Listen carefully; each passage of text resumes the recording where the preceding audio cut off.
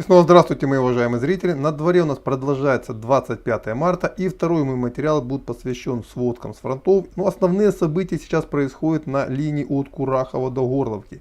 По новым сводкам, которые дал господин Коношенков. Кстати, хочу попросить, ребята, кто готовит ему вот эти вот пресс-релизы, не несите чепухи. Вы знаете, вот иногда просто настолько дико это звучит, как, например, сегодняшняя сводка, да, когда пресс-секретарь Министерства обороны Российской Федерации заявляет об освобождении населенных пунктов Батманка, Красный партизан. Это при том, что это название одного и того же населенного пункта, причем не Батмановка, а Бэтманова. Новое название Красного партизана. Но самое главное состоит в том, что Красный партизан был освобожден войсками ДНР еще в 2015 году. На самом деле это не мелочь, это очень важный момент. Российские официальные лица упирают на то, что они говорят только правду. И оно действительно примерно 90% является правдой. В отличие от агитпропа киевского режима, который как раз на 90% лжет. Но когда вот такие ляпы допускаются, это во многом сводит на ноль всю работу. И я очень попросил бы пресс-службу Министерства обороны Российской Федерации быть внимательным. Но бог с ним. Итак, что происходит на фронтах?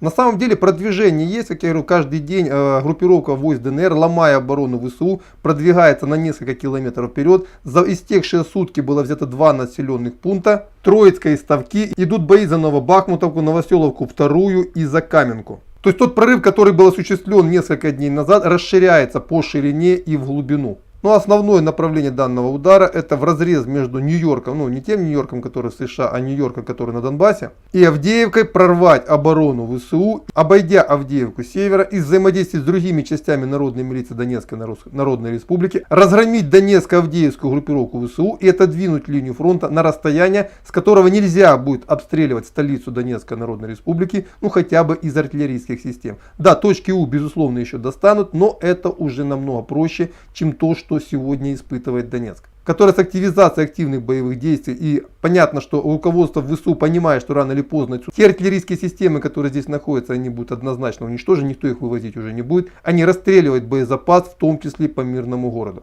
В общем, на данном направлении продвижение составило несколько километров. Также по тем данным, Коношенко не сказал, но по данным моих источников, в районе Марьинки какие-то стрелковые бои слышны в районе Красногоровки и по направлению Курахова, но пока подтвержденных данных по этому региону нет. Также никаких новых пока данных нет ни по Курахово, ни по району Изюма, поэтому будем считать, что ситуация выглядела так же, как она выглядела на истекшую дату. То есть контратака в районе Изюма отбита, войска ВСУ отброшены на несколько километров южнее Каменки. Ну а за развитием событий, безусловно, я буду наблюдать. И здесь бы я хотел бы также еще внести определенную ясность в ситуации под Херсоном. Мои зрители постоянно задают вопрос, что там происходит, откуда стрельба, что мы откуда все это слышим. Знаете, я не хотел этого говорить, но с учетом того, что вчера случилось, уже можно об этом говорить. Дело в том, что несколько дней назад было замечено подозрительное движение непонятных ребят устья Днепра. То есть по ночам в районе Александровки и Станислава через Галициново пробирались небольшие группы военнослужащих Украины, в том числе и техника, прятались специально до этого оборудованных местах. Но их передвижение было вскрыто, и вчера российская колонна, выйдя в этот район, завязала бои с просочившимися частями, причем ситуация для ВСУ была довольно-таки тяжелой. Именно по этой причине вчера через Николаев прошла колонна в этом же направлении, пока явно на помощь тем ребятам, которые оказались в Станиславе в очень незавидном положении. То есть там российские войска пытаются зачистить вот эти несколько сел от накопившихся там за последние несколько дней частей противника, и я так понимаю, это и есть тот сюрприз, который готовил губернатор Ким по освобождению с его точки зрения Херсона. Как только бои в этом районе закончатся, я постараюсь выяснить результат. То есть вот такая ситуация по Херсону. Хочу успокоить жителей Херсона. Никакой серьезной пока опасности на вашем направлении нет. Кстати, те части, которые были переброшены сюда, это не части Николаевского гарнизона, который потерпел значительное, так сказать, поражение. Это части, похоже, 28-й механизированной бригады. И вот с ними там вчера на протяжении дня разбирались российские войска. Итак, с этим районом понятно. Что у нас под Киевом? Ну, под Киевом вот эти браурные заметки, которые вчера были во всех пабликах украинских, куда-то сошли на нет. Ну, после репортажа Александра Коста уже никто не говорит об окружении российской армии в треугольнике Буча, Ирпень, Гостомель. А генеральный штаб ВСУ, видимо, не считая этих победных реляций, сообщил о том, что войска готовятся к отражению новой готовящейся атаки российских войск. Причем то, что происходящее за последние дни особо не добавляет оптимизма руководству страны, говорит тот факт, что вчера Верховная Рада Украины по предложению правительства Украины разрешила правительству Украины покинуть территорию города Киев. То есть до вчерашнего дня правительство обязано было находиться в Киеве. Со вчерашнего дня ему разрешено теперь находиться в любом городе Украины. И это лучше всего показывает реальное положение дел в столице и как нужно относиться к тем победным фейковым реляциям, которые должны поддерживать боевой дух солдат вооруженных сил Украины, чтобы они сражались до конца, веря в свою окончательную победу, находясь по сути в катастрофической ситуации.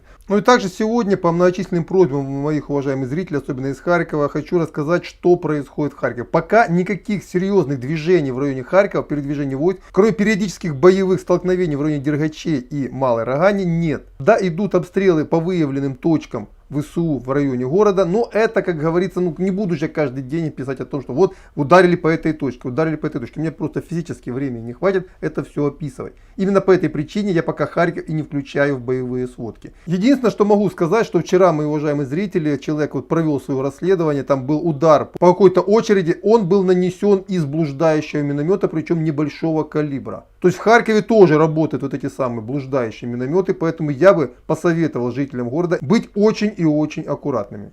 И здесь же хочу прокомментировать обстрелы территории Белгородской области со стороны ВСУ. Мол, Юрий, вы же говорите, что там их отбросили, а они вот стреляют. Нанесены удары были в первую очередь очень дальнобойными системами. В район Белгорода стреляли ракетами .У с дальностью стрельбы 120 километров. А эти удары можно наносить в значительной части территории Харьковской области. А вот последние удары в районе Журавлевки наносились системами Смерч с дальностью стрельбы до 70 километров. Ну и понятно, что пока ВСУ находится в Харькове, такие обстрелы могут быть в любое время. Потому что до точки обстрела с северных пригородов Харькова, например, расстояние всего там по меньше 50 километров. Вот это примерно то, что я могу сказать, что происходит на фронтах Украины. На этом по этой теме на пока все. Ну и следующий выпуск со сводкой традиционно ожидайте сегодня вечером. До свидания.